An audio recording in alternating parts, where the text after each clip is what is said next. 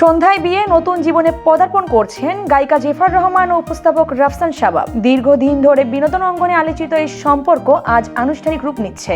ঢাকার অদূরে আমিনবাজারের একটি রিসোর্টে আয়োজন করা হয়েছে, যেখানে উপস্থিত থাকবেন দুই পরিবারের সদস্য সহ শোবিজ অঙ্গনের ঘনিষ্ঠজনরা। ইতিমধ্যে আমন্ত্রিত অতিথিদের কাছে বিয়ের দাওয়াত পৌঁছে গেছে।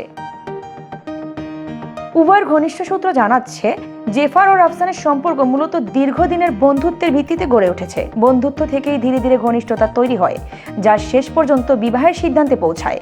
গত বছরের মাঝামাঝি সময়ে থাইল্যান্ডে একসাথে ভ্রমণের সময় দুজনের কিছু ছবি সামাজিক যোগাযোগ মাধ্যমে ছড়িয়ে পড়লে আলোচনা আরও জোরালো হয়। সে সময় জেফার স্পষ্টভাবে জানিয়ে দিয়েছেন যে ব্যক্তিগত জীবন নিয়ে তার বলার কিছু নেই। এই নীরবতা ও ব্যক্তিগত জীবনের প্রতি সংরক্ষণ তাদের সম্পর্ককে আরও স্থিতিশীল করেছে। রাফসান শাবাব 2023 সালের শেষ দিকে চিকিৎসক সানিয়া আয়েশার সঙ্গে 3 বছরের দাম্পত্য জীবন শেষ করেন।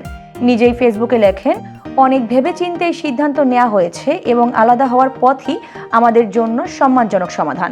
সেই সময় তিনি ব্যক্তিগত বিষয় নিয়ে নীরব থাকার পক্ষপাতী ছিলেন।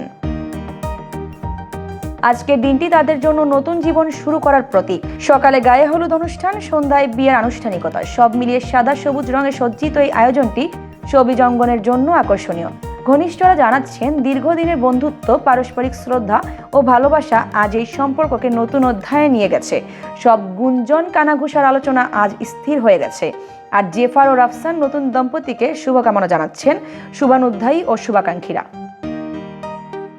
তাদের এই বিবাহ কেবল দুইজনের মিলনই নয়, বরং বিনোদন অঙ্গনের আলোচিত জুটি হিসেবে নতুন অধ্যায়ের শুরু। ব্যক্তিগত জীবনকে আড়ালে রাখা ও বন্ধুত্বের ভিত্তিতে গড়ে ওঠা সম্পর্ক আজ আনুষ্ঠানিকভাবে নতুন জীবন সূচনা করেছে।